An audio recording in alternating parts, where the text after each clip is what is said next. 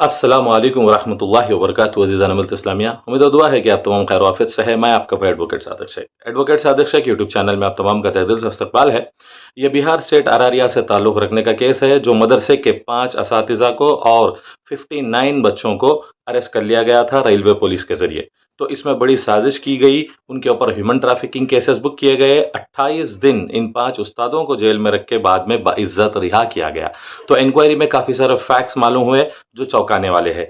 तो आप तमाम के सामने कभी नई मस्जिद बन रही है या फिर कोई मदरसा है या कोई मदरसे के तलबा है या कोई दाढ़ी टोपी बुरखा वाले मुसलमान हैं, तो तासुब कुछ इलाकों में नॉर्थ इंडिया से लेके अब साउथ में भी धीरे धीरे बढ़ते जा रहा है कि communal feeling, religious hatred, Islamophobia जिस तरह से बढ़ता हुआ और क्रिमिनल रिकॉर्ड्स में जो जेलों में ज़्यादा मासूम मुसलमान फंसे हुए हैं, उन तमाम के डिटेल्स मैं आपके सामने रखूंगा। तो इससे पहले आप तमाम से जो वीडियो में मेरे नए हैं, जो सब्सक्राइबर नहीं हैं, उन तमाम से रिक्वेस्ट और अपील करता हूं कि मेरे चैनल को आप लोग ज़रूर सब्सक्राइब करें और लाइक शेयर करें ताकि मैं ऐसी इंपॉर्टेंट इन्फॉर्मेशन जो कॉन्स्टिट्यूशन की है, जो लॉ की है, जो हालात हाजरा है, मैं आप तक पहुंचा सकूं। तो ये बिहार स्टेट अरारिया का जो वाकया है, ये मई 2023 को पेश आया।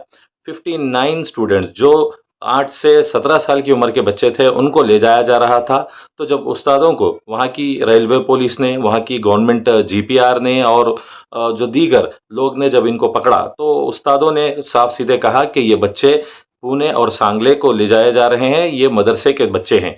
तो वहाँ की पुलिस, आप जानते हैं कि पुलिस के पास ये नज़रिया काफ़ी कॉमनली देखा जाता है कि जो क्रिमिनल्स या क्राइम रिकॉर्ड होता है वो मुसलमान तबके में ज़्यादा होता है दीगर ज़ात पात के लोगों से। तो ये ही एक ऐसा शक व शुबा का मामला है जो हमेशा परेशानी में डाल देता है मुस्लिम माइनॉरिटी के लोगों को। तो हालांकि पूरी पुलिस को इन्होंने आधार कार्ड्स बताए और वीडियो कॉल्स करके बताने की पूरी कोशिश की उस्तादों ने, लेकिन ये पुलिस हरगिज़ न मानी।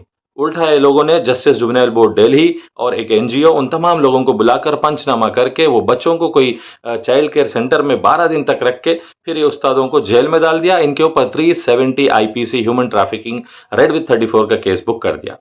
तो जैसे अब ये बच्चों को पकड़ा गया, अब आप जानते हैं कि गोदी मीडिया तो कैसे हर चीज़ को, यानी सच जब तक बाहर आता है तो झूठ को ही पूरी दुनिया फिराकर उसको सच बताने की साजिश और कोशिश में रहती है। तो इसी तरह से 28 दिन तक उस्ताद जेल में रहे और 12 दिन तक बच्चों को चाइल्ड कस्टडी में रखा गया। तो उसके बाद काफ़ी सारा शोर शराबा हुआ, पेरेंट्स आए, एहतजाजात किए और सवाल किया कि क्यों इस तरह से अरेस्ट कर लिया गया, हम पेरेंट्स हैं, हमारे बच्चे हैं, ये मदरसे को जाते हैं, कॉन्स्टिट्यूशनल राइट है एजुकेशनल जो रिलीजियस इंस्टीट्यूशन को चलाने का और रिलीजियस इंस्टीट्यूशन में बच्चों को पढ़ाने का, तो ऐसे कैसे आप हमारे हक को महरूम कर सकते हैं, हमारे बच्चे हैं, पेरेंट्स की कस्टडी में रहेंगे। तो तब जाके वो बच्चों को रिलीज कर दिया गया। तो धीरे धीरे से पुलिस ने इन्वेस्टिगेशन, इंटरोगेशन चालू किया और पुलिस को उनकी तशवीश में ये मालूम हो गया कि इनकी बहुत बड़ी गलती है, इन्होंने बहुत बड़ा फेक केस बुक किया। तो पुलिस जाती है बिहार स्टेट अरारिया, जो बच्चे हैं उनके पेरेंट्स है, वो बच्चों से वो मदरसे को पूरा विजिट करती है। फिर उसके बाद में ये बोलती है कि इनके केस फाइल करने में कुछ गलती हुई है। तो ये गलती आप जानते हैं कि ह्यूमन ट्रैफिकिंग, चाइल्ड किडनैपिंग, ये मदरसों के बच्चों पे मेंटल प्रेशर, उनके माँ बाप पे मेंटल प्रेशर, और ये उस्ताद जो पांचों थे जिम्मेदार, उनको 28 दिन की जेल, फिर उसके बाद ना कोई सॉरी ना कोई जो है सो कंपेंसेशन। तो इनके वकील नियाज लोधी साहब ने कोर्ट में केस फाइल किया, बॉम्बे हाई कोर्ट में क्वैश पिटिशन फाइल की। जैसे इन्होंने क्वैश पिटिशन फाइल की, सीधे वो पुलिस अपने घुटनों पे आ गई और वो लोगों ने सी समरी यानी क्लोजर रिपोर्ट भी फाइन किया।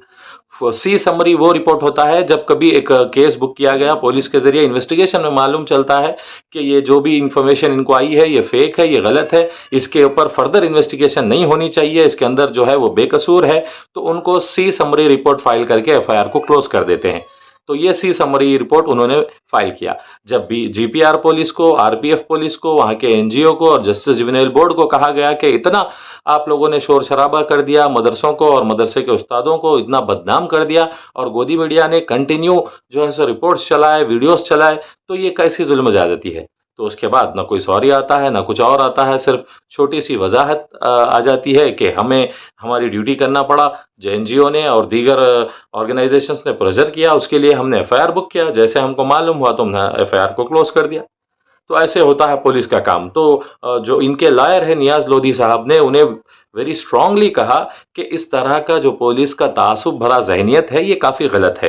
तो उसके लिए ऐसे जहनियत से जो मुसलमानों को शक से देखा जाता है, जो मदरसे, जो मसाजिद, जो बुरखा, दाढ़ी, टोपी वगैरह को आप शक की नज़र से देखते हैं, वो नज़रिया एडमिनिस्ट्रेशन का, पुलिस डिपार्टमेंट्स का बदलना चाहिए। वरना इससे क्या हो रहा आप देख रहे हैं।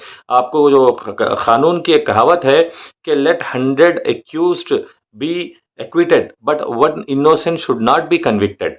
चाहे कितने गुनहगार छूट क्यों ना जाए, लेकिन एक बेकसूर को सजा नहीं होनी चाहिए। कितना मशहूर कहावत है ला का कि 100 कसूरवार छूट क्यों ना जाए, लेकिन एक बेकसूर को सजा नहीं होनी चाहिए। तो आप सोचिए कि ये जाइल्स में कितने सारे बेकसूर बेजा मुकदमात में फंसे हुए हैं, जुल्म ज्यादती बर्बरियत के। तो एक अपील ज़रूर मैं मदरसे के असातिज़ा ज़िम्मेदारों से करना चाहता हूं कि आप लोग जब कभी भी बच्चों को इस तरह से ट्रैवल करके ले जाते हैं, तो बड़ा है मेहरबानी आप बच्चों के आधार कार्ड्स, बच्चों के पेरेंट्स डिटेल्स और वहां के ज़िम्मेदारों की, जैसा कि सरपंच है, कॉरपोरेटर्स है, वहां के नेता है, उनके नंबर भी रखिए और वो तमाम रिपोर्ट फाइल बना के साथ में लेके चलिए। और एक वकील का नंबर ज़रूर रखिए जो दस्तूर, लॉ ऑफ द लैंड तमाम जानता है और पुलिस डिपार्टमेंट से अच्छा बात करने की हुनर रखता है।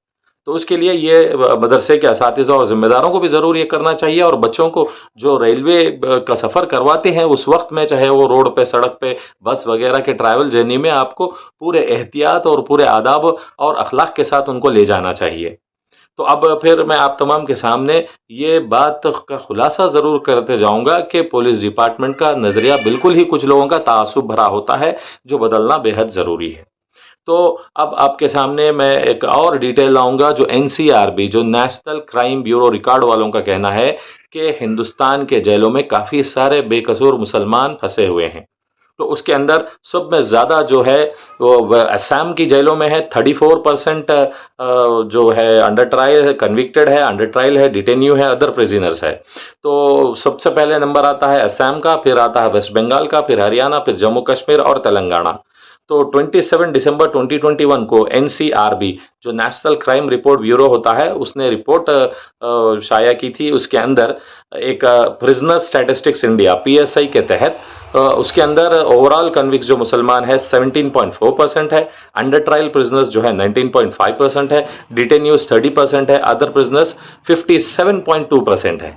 आप एक बार अंदाज़ा लगाइए, इसलिए कि कई सारे जो जय्यद उलमा है, जो उलमा हक़ है, वो हमेशा उनकी दुआ में दुआ करते हैं कि या अल्लाह बेजा मुकदमात में जितने फंसे हुए हैं उन तमाम को रिहाई अता करिए, उन तमाम मुसलमानों को आप जो है सो राहत दीजिए, उन तमाम को घर वालों की जान की, माल की, इज़्ज़त की, आबरू की हिफाजत फरमाइए। तो आप जानते हैं शर्जील इमाम को भी शायद रिसेंटली ही बेल भी मिली है। तो अब आप तमाम से ये खासकर एक स्टडी भी की गई है कि क्यों ऐसे मुसलमान लोग जेलों में फंसे हुए हैं, इसकी वजूहात क्या है। तो सबसे पहली चीज़ तो एक सही लीगल इनको हेल्प नहीं मिलती। सेकंड, ये काफ़ी गरीब और गुरबा हालात में होते हैं। थर्ड, जो एडमिनिस्ट्रेशन और पुलिस और कुछ एजेंसीज का नज़रिया है कि मुसलमान ज़्यादा क्राइम करते हैं बदरजे दूसरे कौम ज़ात पात के लोग के, तो ये भी काफ़ी सारा शिकंजा बन जा रहा है।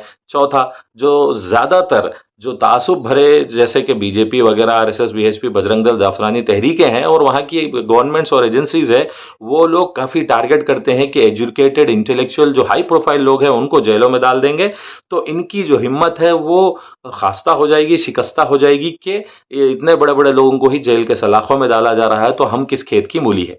तो इसी तरह से यही एक मशीनरी चलती है, इसके तहत हमारे मुसलमानों को टारगेट किया जा रहा है। तो उसके लिए हमारे लोगों को भी क्या चाहिए, हमारी मुसलमान कम्युनिटी, मस्जिद कमिटीज और जिम्मेदारों को चाहिए कि आप आपका लीगल सेल स्ट्रॉन्ग करिए, आप आपकी फाइनेंशियल पोजीशंस डेवलप करिए, आप आपकी कम्युनिटी गैदरिंग्स में कनेक्टेड रहिए। जैसा आज सोशल मीडिया के व्हाट्सएप ग्रुप्स वगैरह से कनेक्टेड रहते हैं, तो हमारे कम्युनिटी, हमारे गली मोहल्ले कूचे में क्या होता है, ये सारा सारा हमारे पास इंफॉर्मेशन होना चाहिए।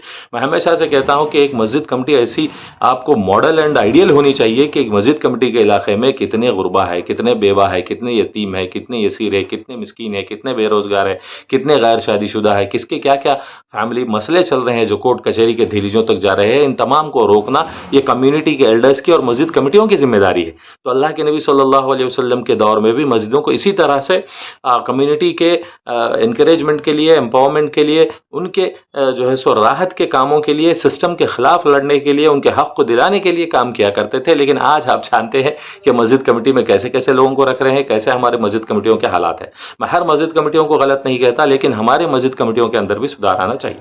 तो उम्मीद करता हूं कि ये वीडियो में आपको काफ़ी सारा इन्फॉर्मेशन मैंने दिया है, और फिर एक मरतबा आप तमाम से अपील और गुजारिश ये करता हूं कि मेरे YouTube channel advocate Sadiq Shaikh को ज़रूर आप लोग लाइक, शेयर, सब्सक्राइब करें, हर घर में मेरे यूट्यूब चैनल को पहुंचाए, ताकि उनके पास दस्तूर की, लॉ ऑफ द लैंड की, कॉन्स्टिट्यूशन की जो हक़ की बातें हैं, जो हमें राहत मिलती है, जिसका हमें जो हक़ हम पे जुल्म किया जाता है, हमारे हक़ को दबाया जाता है, तो कैसे हम हमारे हक़ को हासिल करें और हालात हाज़रा क्या चल रही है सारे ग्लोब में, ये इन्फॉर्मेशन मैं आप तक पहुँचाता रहूँ। तो ऐसा मुझको इनकरेजमेंट मिलेगा आपके सब्सक्राइब, लाइक, शेयर से।